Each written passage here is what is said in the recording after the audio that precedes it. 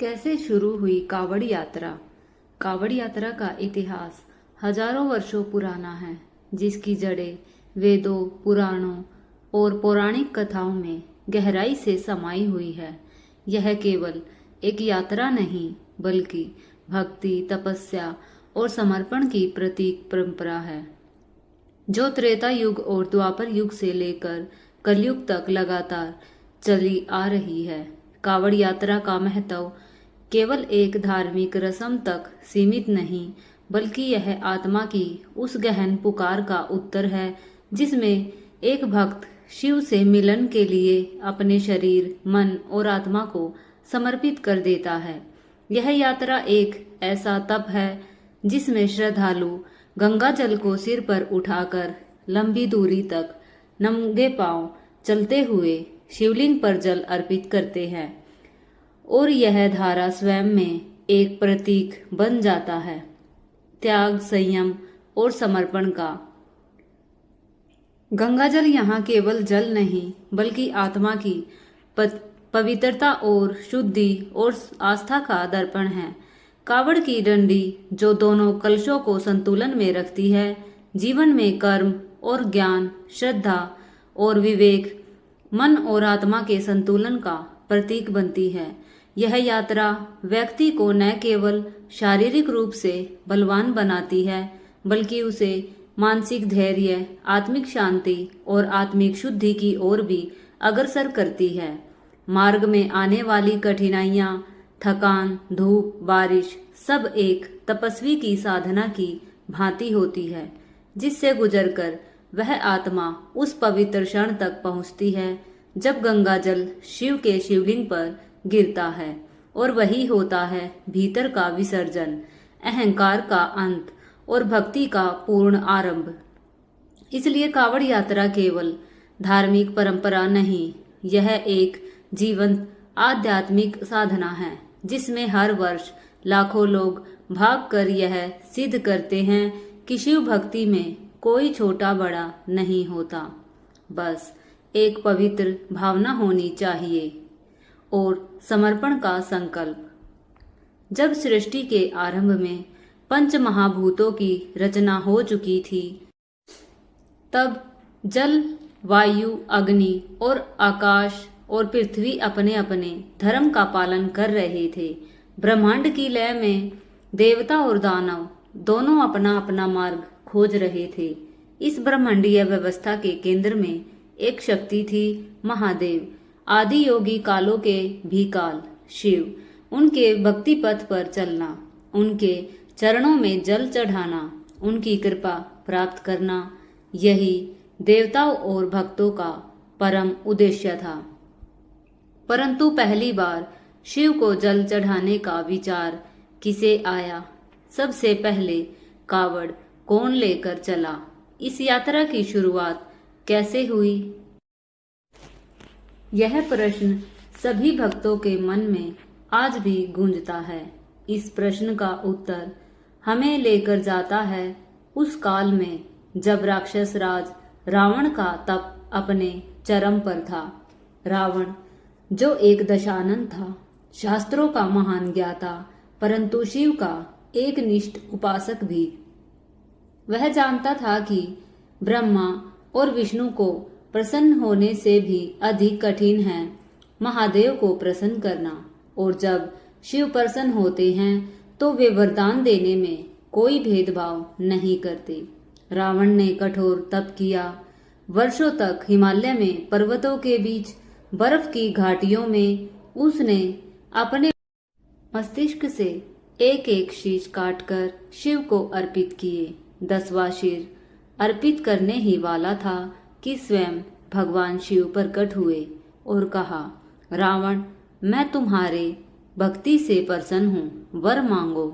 रावण ने वरदान में एक शिवलिंग मांगा और यह वचन दिया कि वह उसे स्वयं गंगा जल से अभिषेक करके लंका ले जाएगा। शिव ने यह स्वीकार किया, पर एक शर्त रखी, यह शिवलिंग जिस स्थान पर एक बार रखा जाएगा वही स्थिर हो जाएगा, उसे फिर हटाया नहीं जा सकेगा। रावण ने इसे स्वीकार किया और कैलाश से गंगा जल लेकर एक विशेष 2 पवित्र कलशों में बांधकर एक कावड़ के रूप में अपने कंधों पर रखा और लंबी यात्रा आरंभ की। यही वह क्षण था जब इतिहास में पहली बार कावड़ उठाई गई और रावण बना पहला कावड़िया। रावण की यह यात्रा दैवीय थी। उसके पग जिस मार्ग पर पड़े वहां भूमि पवित्र हो गई। गंगा जल से भरे दोनों पात्र एक लकड़ी से जुड़े थे जो कंधे पर टिकी थी। वह यही कावड़ थी जो आज भी लाखों भक्त सावन में उठाते हैं। मार्ग में देवगण विचलित हो उठे। वे नहीं चाहते थे कि रावण शिवलिंग को लंका ले जाए और वहां उसकी शक्ति अपराजय हो जाए। भगवान विष्णु ने एक योजना बनाई। रावण को थकान हुई और वह गंगा जल को नीचे रखने का स्थान ढूंढने लगा।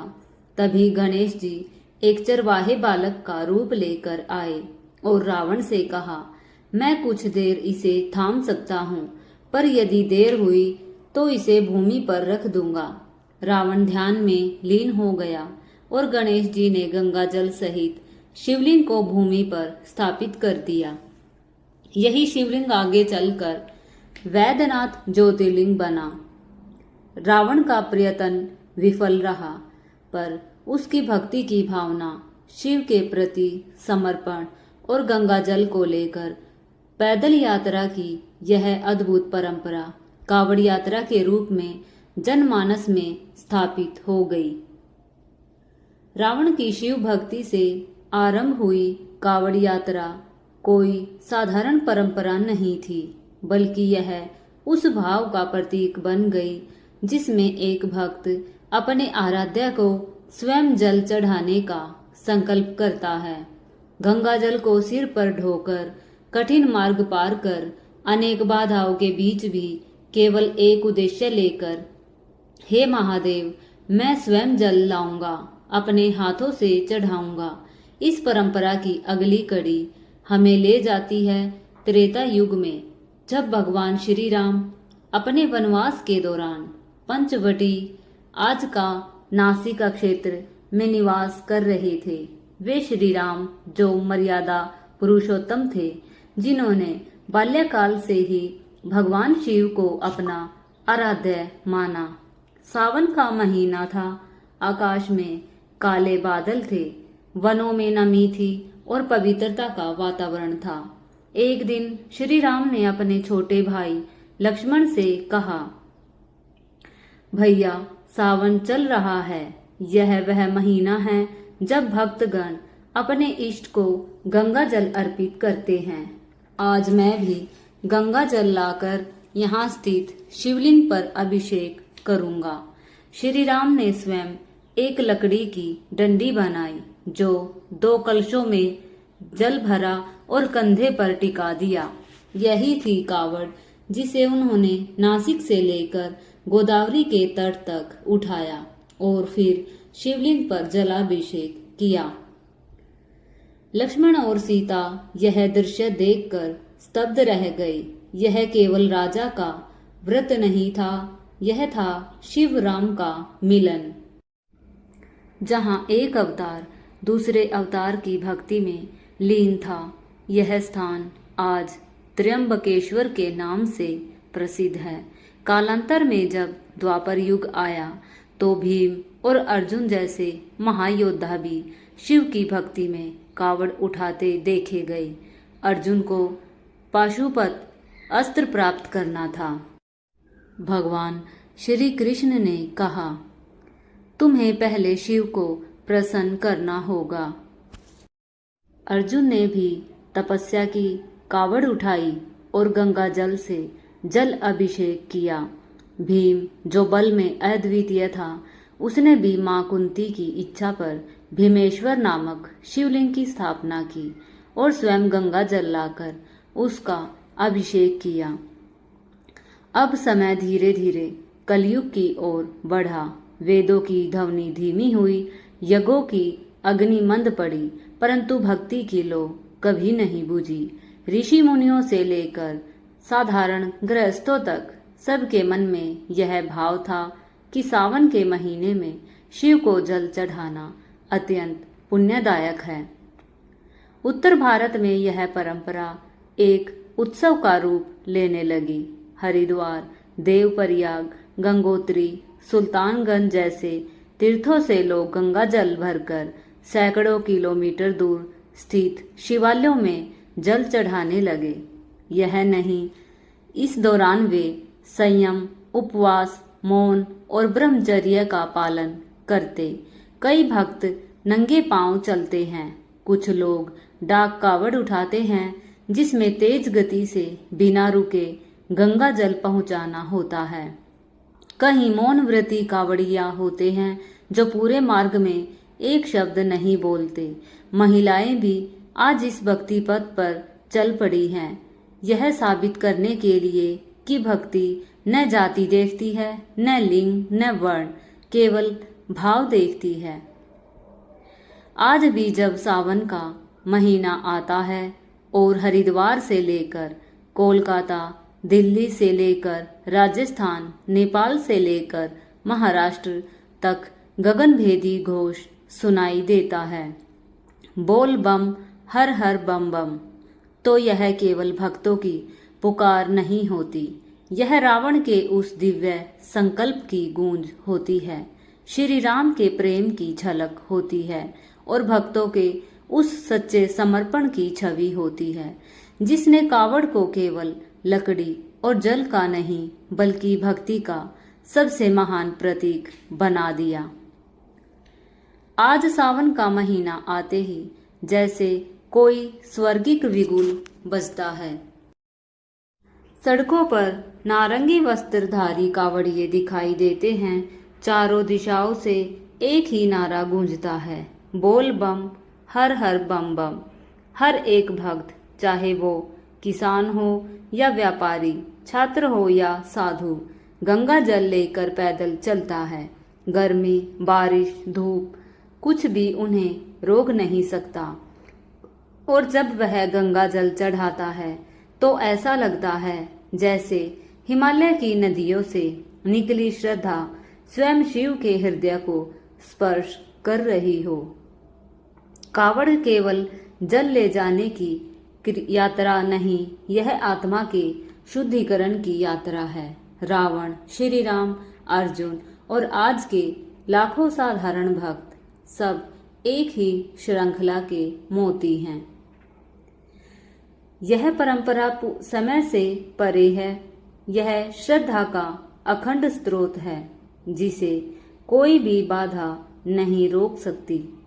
कावड़ यात्रा केवल एक धार्मिक परंपरा नहीं बल्कि आत्मा की गहराइयों में उतरने वाली एक साधना है, एक मौन तप जिसमें एक साधारण व्यक्ति भी तपस्वी बन जाता है। जब कोई भक्त सावन मास में सिर पर गंगा जल लेकर निकलता है तो वह केवल जल नहीं ढोता बल्कि वह अपने भीतर के सारे अहंकार, वासनाएं, पाप, विकार और जन्मों जन्मों के कर्मों को कंधों पर लाद कर शिव के द्वार तक ले जाने का संकल्प करता है। यह यात्रा बाहर से कठिन दिखाई देती है लेकिन भीतर से यह एक दिव्य यज्ञ बन जाती है। आत्मा का गंगा जल यहाँ केवल पानी नहीं है, यह चेतना की पवित्रतम धारा है जिसे सिर पर रखना अपने विचारों, भावनाओं और संकल्पों को शुद्ध करना होता है। यह ऐसा है जैसे एक साधक अपने हृदय में उठती हुई कामनाओं को ठंडा करने के लिए गंगा जल से स्नान करवा रहा हो। कावड़ की डंडी जो दोनों कलशों को जोड़ती है वह जीवन के ज्ञान और कर्म के संतुलन की प्रतीक है। एक भी और झुकाव हो तो जीवन असंतुलित हो जाता है और साधना असफल। जब कोई भक्त नंगे पांव मौन व्रत या उपवास में तपते सूरज और कंटीली राहों पर चलता है तब वह केवल कावड़ नहीं खींचता, वह अपने भीतर के तमस और माया को भी पीछे छोड़ता है। उसकी हर एक सांस, हर एक कदम शिव के ध्यान में लीन होता है। यह वह पल होता है जब भौतिक देह और आत्मा एक होकर परमात्मा से मिलने की राह पर होते हैं। यह यात्रा भले ही कुछ दिनों की हो, लेकिन इससे आत्मा पर जो प्रभाव पड़ता है वह कई जन्मों की वासनाओं को शांत कर देता है। शिव के सामने जब वह गंगा जल अर्पित करता है तो वह कहता नहीं, लेकिन उसका अंतर्मन पुकार उठता है, हे भोलेनाथ, मैंने सब कुछ छोड़ दिया है, अब केवल तू ही मेरा सत्य है। यही है कावड़ यात्रा का गूढ़ रहस्य, जहाँ बाहर चलती भीड़ होती है लेकिन भीतर चलती आत्मा की सबसे गहरी साधना।